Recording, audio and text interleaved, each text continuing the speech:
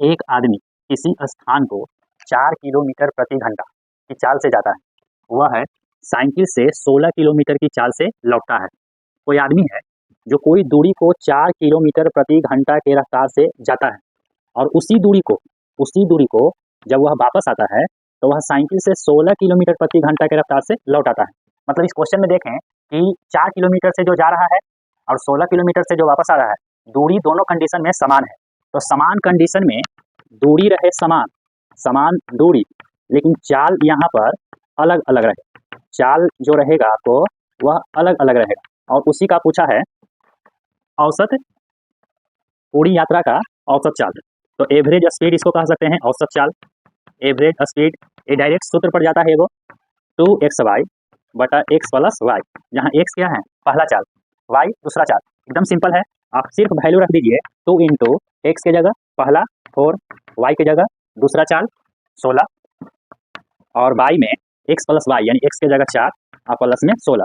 इसी का कैलकुलेशन कर दीजिए, ऊपर में 2 इंटू 4 इंटू 16 और y में ऐड करिएगा तो 20 यानी 20 हो गया। अब इसको काटिए, 4 से 4 चौके 16, 4 5 20, ऊपर में हो गया 16 दूनी 32, 32 बटा 5। अब इसको डिवाइड करिएगा तो 5 30 हो जाएगा और 4 यानी 6.4 किलोमीटर प्रति घंटा। Choice number C. 2xy बटा x प्लस वाई, इसको हम कब यूज करेंगे जब दूरी एक ही रहे, समान दूरी रहे, लेकिन दोनों का चाल अलग अलग रहे। और इसी कंडीशन में अगर समान दूरी रहे और वो में 3 बार बात बोलेगा और एक बोलेगा कि एक चाल जो दिया है x का मान, फिर y का मान, फिर z का मान, तो वहां भी 3 वो चाल के लिए हम लोग एक और एवरेज स्पीड निकालते हैं।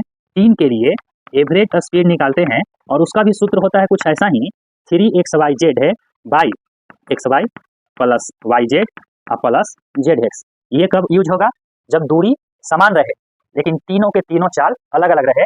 तो 3xyz by xy plus yz plus zx, ये 3 वाले समान दूरी के लिए और चाल अलग अलग के लिए एवरेज स्पीड निकालने का एक सूत्र है और दूसरा ई। अब हम लोग इसी के अंतर्गत एक और होता है एवरेज स्पीड टोटल दूरी, टोटल डिस्टेंस बटा टोटल टाइम, टोटल डिस्टेंस बटा टोटल टाइम। यहाँ दूरी रहे आपका अलग अलग और जो समय दिया रहेगा उसको से डिवाइड देकर के भी आप एवरेज स्पीड निकाल सकते हैं।